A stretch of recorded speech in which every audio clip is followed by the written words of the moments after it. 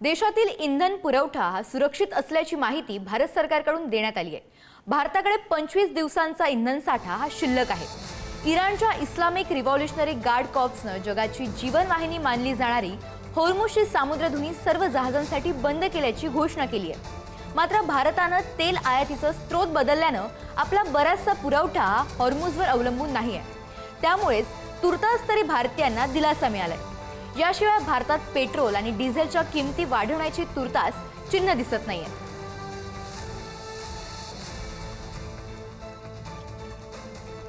तर इराणचे संरक्षण मंत्री रजीद इबर रजा यांचा मृत्यू झालाय। नियुक्ती झाल्यानंतर अवघ्या एका दिवसातच रजीद इबर रजा यांची हत्या झाली आहे।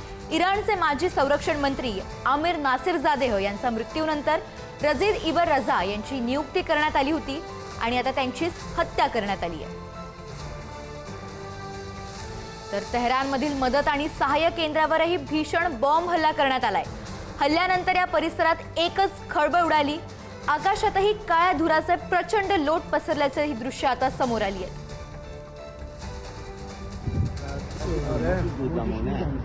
الان مترو رد میشم یا این چیه اونجا چیه ولی دیگه از این ما اگه ویدیو خوبی داریم اگه بعد خدا तेहरानमधल्या मदत आणि सहाय्य केंद्रावर हा भीषण बॉम्ब हल्ला करण्यात आला आणि तेव्हाचीच ही दृश्य।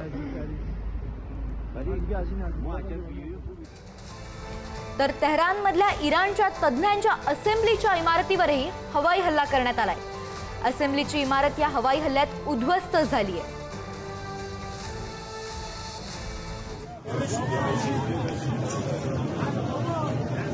ساختمان خبرگان میدان رسالت همین 2 دقیقه پیشه तेहरानमध्ये इराणी तज्ञांच्या असेंब्लीच्या इमारतीवरही हवाई हल्ला झाला होता आणि या हवाई हल्ल्यात असेंब्लीची इमारत पूर्णपणे उद्ध्वस्त झाली। 2 دقیقه پیشه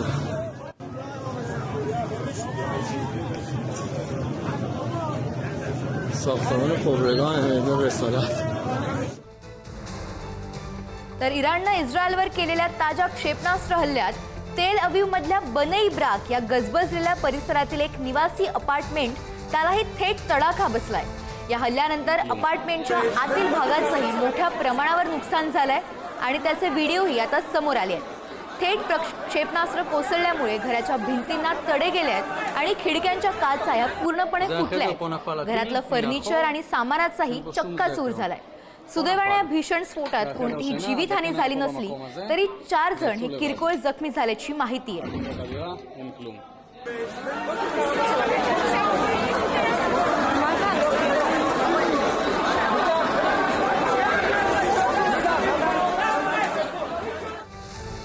दरम्यान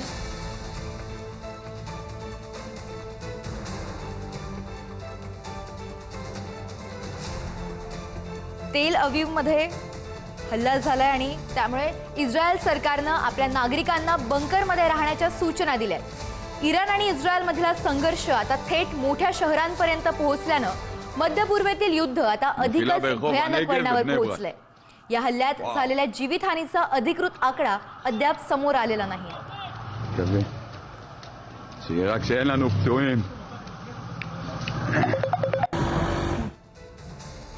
तर होर्मुझच्या सामुद्रधुनीतील जहाज वाहतूक ही मंदावली असल्याचं चित्र आहे। सामुद्रधुनीतील जहाजांची वर्दळ ही मोठ्या प्रमाणात घटली आहे। युद्धाच्या छायेमुळे सागरी व्यापाराला आता ब्रेक लागलेला दिसतोय।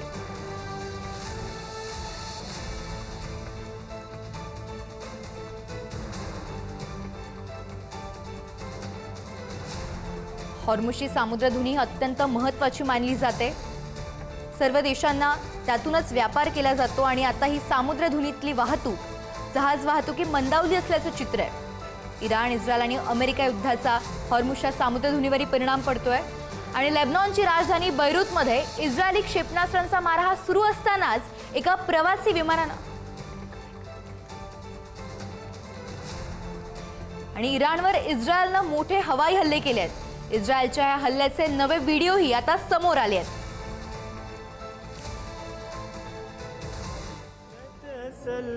عن سلامتي روحه فوق راحتي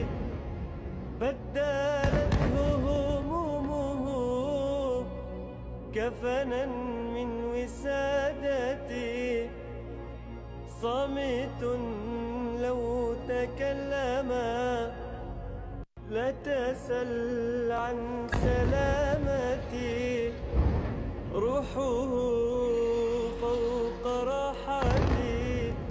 तर इराणच्या मध्य तेहरानमध्येही भीषण स्फोट झालेत. इराणच्या राजधानीच्या मध्यभागी त्यामुळे दाट धुराचे लोट पसरल्याचं चित्र आहे.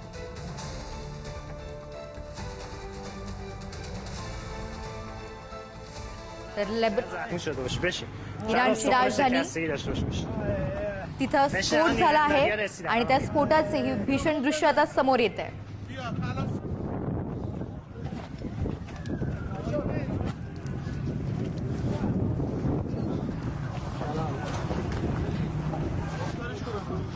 بذار باشه بذار همینجا باشه چی شد؟